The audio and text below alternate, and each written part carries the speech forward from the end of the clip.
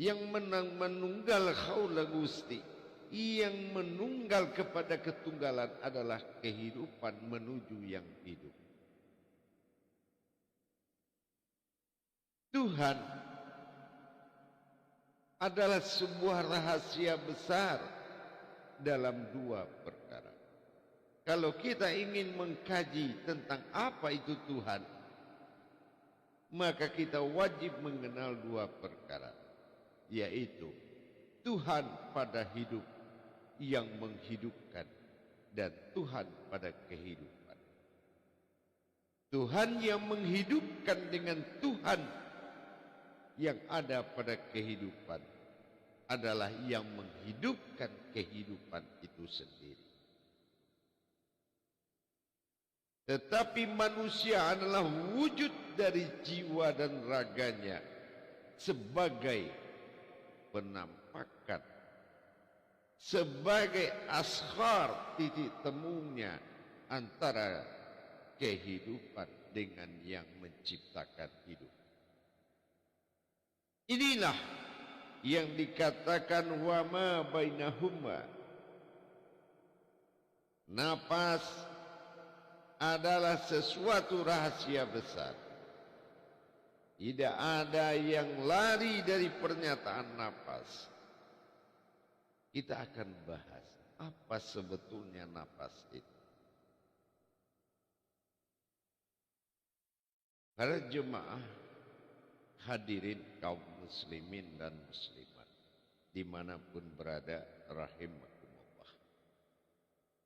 Napas adalah batin abadi yang disebut dengan ilah, Tuhan. Batin abadi adalah batin yang kekal, abadi dalam kodrat. Tidak ada yang kekal melainkan hidup, yaitu napas. Semua yang diberi napas itu pasti akan mati, tapi tidak ada dalil mengungkapkan napas itu bisa mati.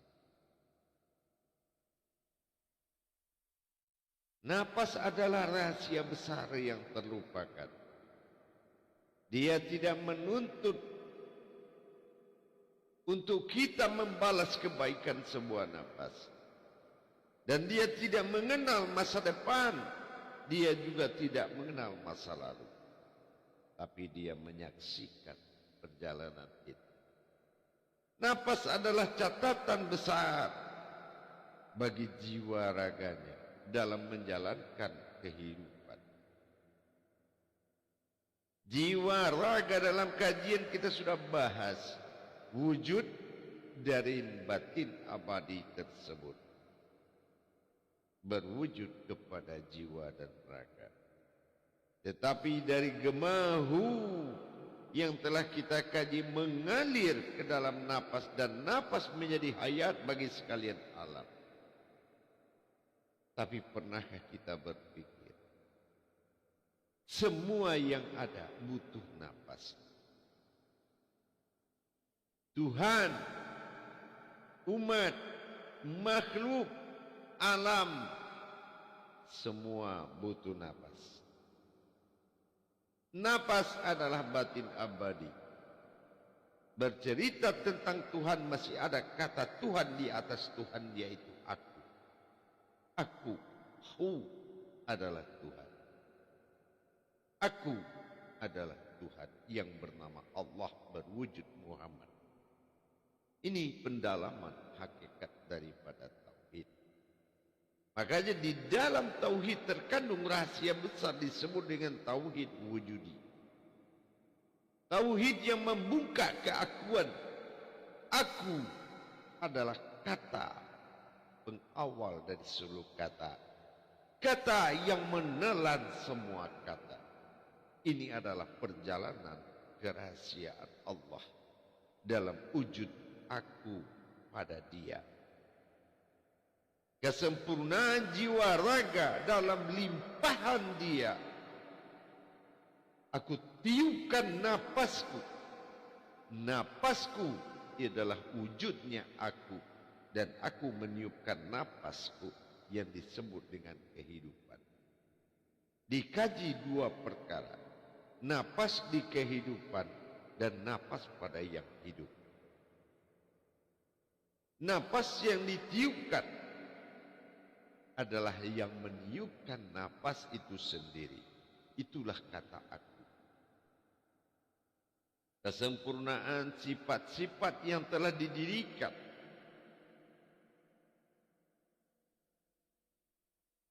dengan adanya batin sejati yang turun dan naik menjadi titian bahasa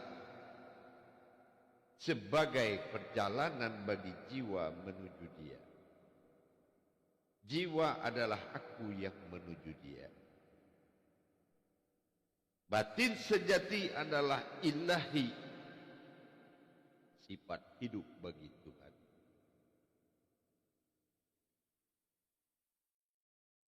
Ilahi adalah batin sejati yang menghubungkan jiwa dengan dia, yang menghubungkan aku dengan dia dalam tarikan aku dan Allah.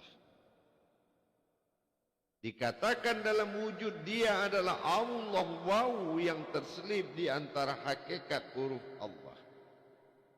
Dikatakan wa tenggelam, ini sudah dikaji. Tanpa kata yang tenggelam itu yang dituju dalam kalimat Allah, maka sesungguhnya orang itu telah menyembah tulisan. Kalau dia belum kenal dengan apa huruf tenggelam yang ada dalam alif lam lam ha.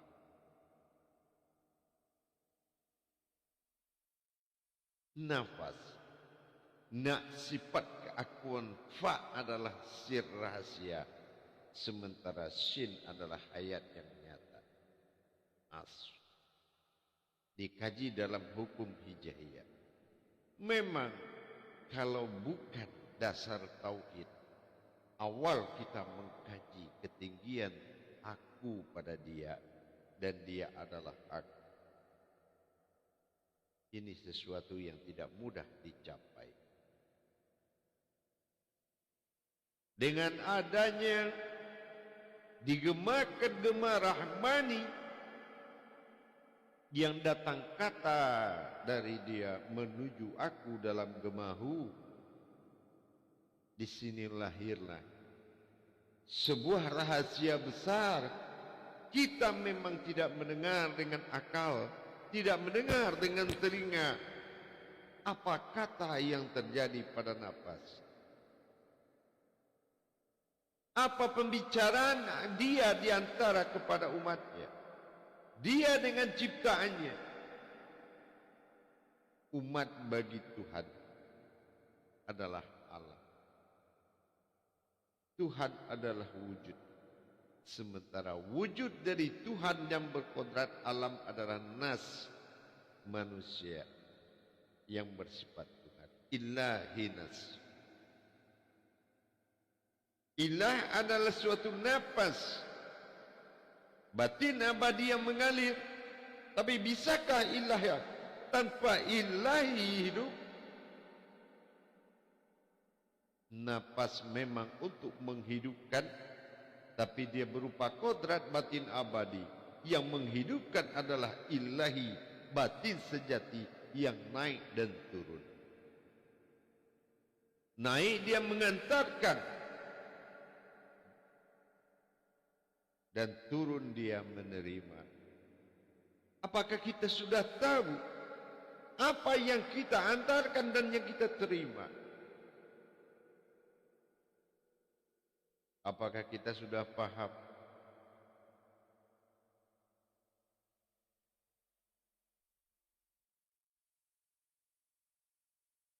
Kita adalah yang dinapasi. Manusia adalah yang dinapasi oleh dia kepada umat, oleh dia kepada sekalian alam. Manusia adalah asghar, titik temu wujud Allah yang berwujudkan kepada nur yang lembut. Setelah kita memahami dalam kajian nafas,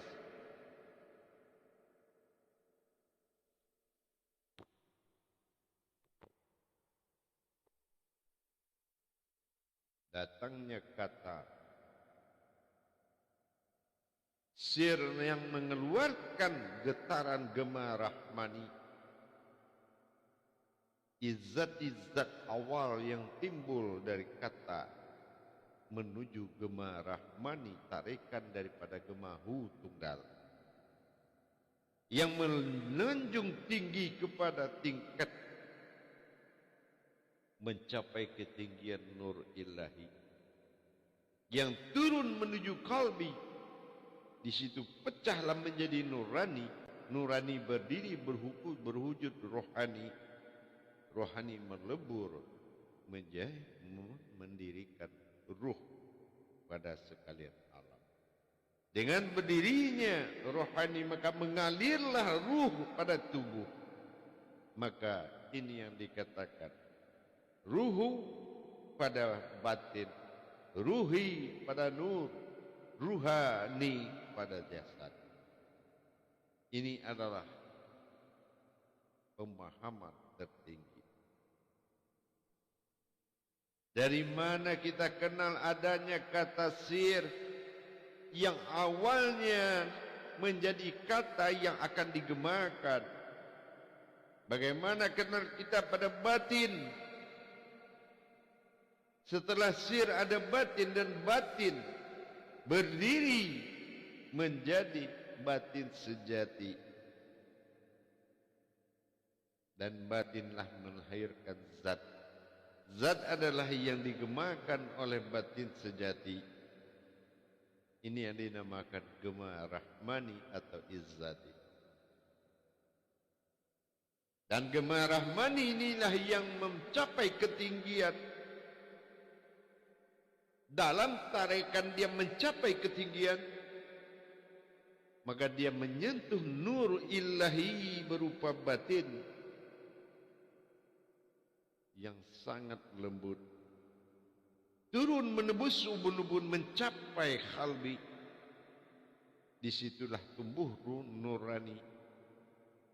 Nurani berdiri berhakikat batin al-haq, disebut dengan rohani. Disitulah terjadinya fayakunnya ruhamiyata, ruh-ruh yang diperintah pada tubuh yang ada di seluruh rongga diri. Maka berdirilah tubuh sifat. Penampakan izzati dalam nurani ini yang menjadi jasmani, ruhani yang terlihat dinamakan dengan amruhu atau dikatakan dengan ruhani.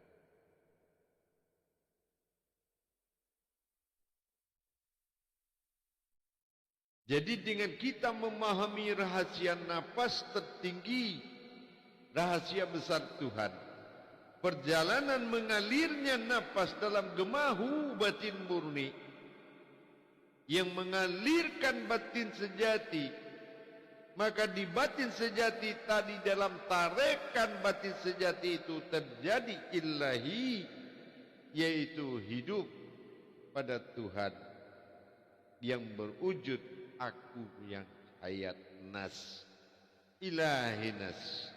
Maka nyatalah izzati melihatkan zahirnya Allah berwujud nur lembut itu.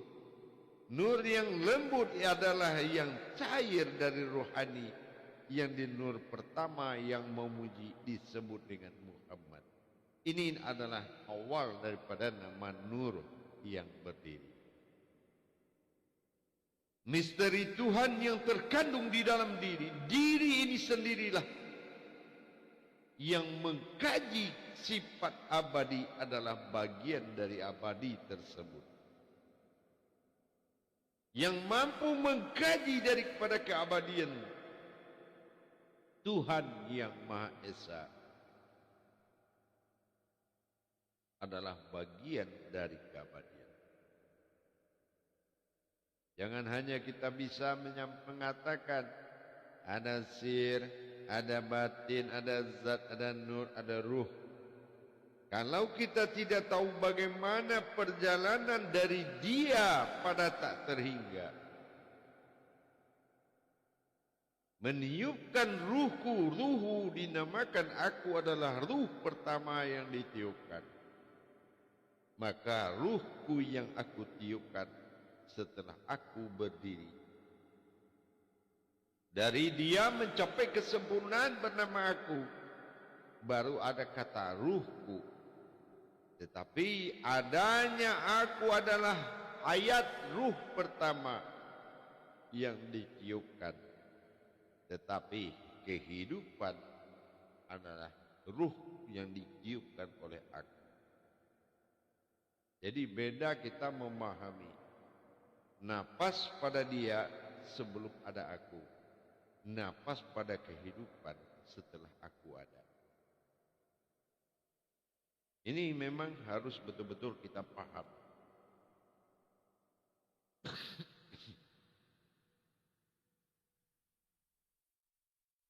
Desahan halus, tarekan halus. Bagaimana terjadinya gema-gema halus yang ada di dalam gema besar, yaitu napas. Sir-sir halus yang ada pada napas yang tersambung kepada semua ruh. Sudahkah kita pernah tahu apa yang dibicarakan oleh pencipta dengan yang diciptakan? Jiwa ini terlena dengan apa yang dia lihat, dia dengar dan dia nikmati. Dia tidak bisa mendengar lagi percakapan Tuhan dengan kehidupannya. Semesta alam rahmani, getaran zat daripada Allah menuju alam disebut dengan gema rahmani. Itulah yang mewujudkan sebuah yang hidup dinamakan rahim, rahmani rahim.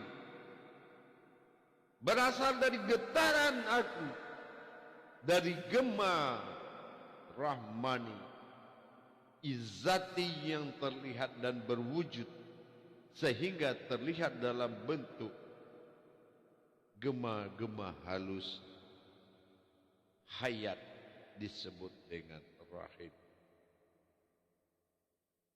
Bagaimana kita memperjalankan bismillah itu kalau kita tidak tahu perjalanan rahasia terbesar Allah, yaitu nafas.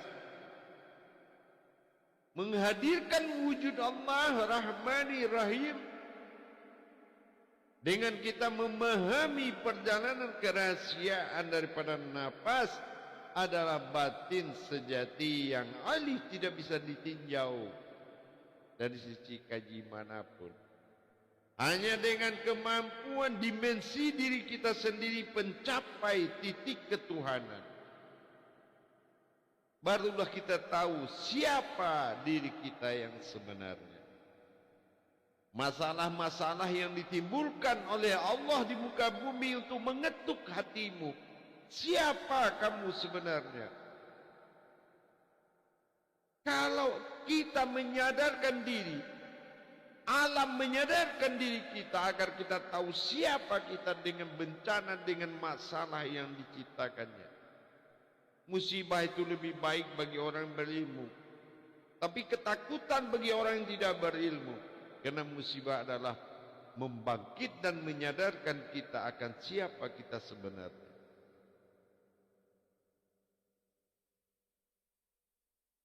Aku bukan sebuah rahasia yang tersembunyi, tapi aku adalah yang tertutupi oleh besarnya rasa keumatanmu. Kesombongan dirimu yang membuat aku tidak lagi engkau kenal. Nafas adalah Tuhan yang mengalir di dalam dirimu. Tuhan yang mengalir pada dirimu disebut batin abadi. Tapi yang naik dan turun batin sejati adalah hidupnya Tuhan. Ini yang dimuntahkan dan disampaikan dan ditiupkan kepada tiga kodrat pada alam kehidupan. Hati, akal dan nafsu, pegangan kehidupan. Tetapi diri jiwa raga ini adalah nafasu, napasku yang sedang yang aku datangkan.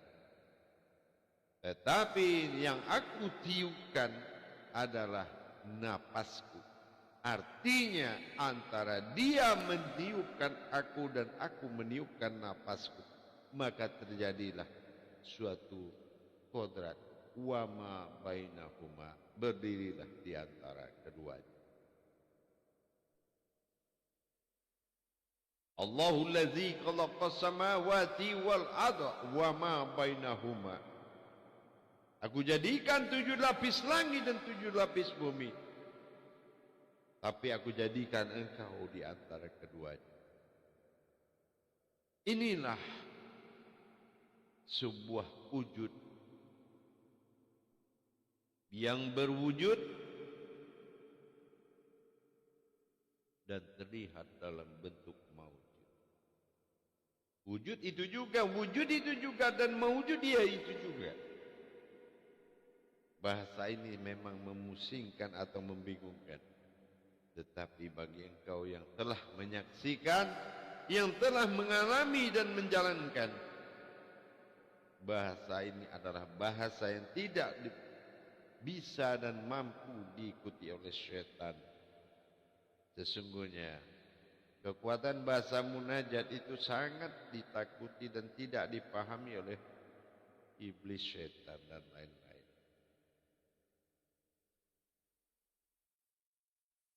Jadi kalau kita sudah paham apa itu napas. Napas adalah perjalanan batin sejatinya dia yang akan bertajali kepada kodrat jiwaku sendiri. Maka leburlah napas dalam bentuk jiwa dan diikat dalam bentuk satu raga. Maka jiwa adalah raga terlihat, raga itu adalah jiwa yang terlihat. Inilah yang dialiri oleh sir kata awal yang mana menggemakan rahmani zat, izzati awal, dan digemakan menuju ketinggian nur ilahi. Nur ilahi adalah suatu batin hidup yang diturunkan kepada alam sifat, dan zat adalah khalbi. Disitulah lahirnya nurani. Nurani inilah yang berdiri, berwujud ruhani, dan ruhani yang akan mengalirkan semua ruhamiyata, ruh yang mengalir pada tubuh. Barulah di situ ditiupkan 3 perkara kehidupan tadi. Ruh kehidupan adalah ruh dari aku. Tapi aku adalah ruh yang ditiupkan oleh dia. Ruhku.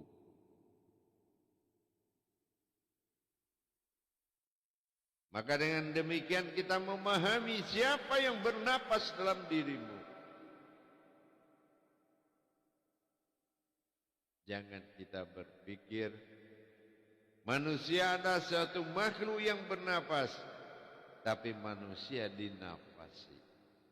Siapa dari mana dia tarik dan kemana dia keluarkan. Bisa jadi yang kamu hisap yang tidak kamu suka.